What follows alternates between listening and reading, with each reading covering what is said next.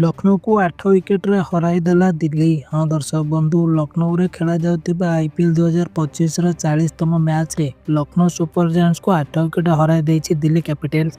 160 run लक्ष्य को Delhi 17 over 5टा ball रे 2 विकेट हराई हासिल करनेथिला। दल पक्षरु अभिषेक पोलार 51 रन, केएल राहुल 57 रन और अक्षर पटेल 34 रन करथिले। लखनऊ पक्षरु Aiden Markram 2 wicket नेथिले।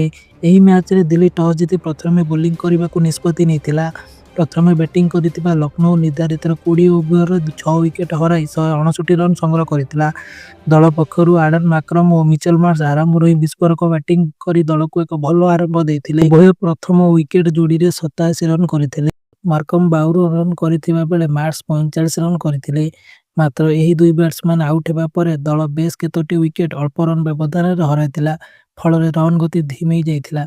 Nicholas Pooran 9 run और अब्दुल समद 2 रन करथिले। आयुष बदनी 36 रन करथिबा बेले डेविड मिलर 14 रन करथिले।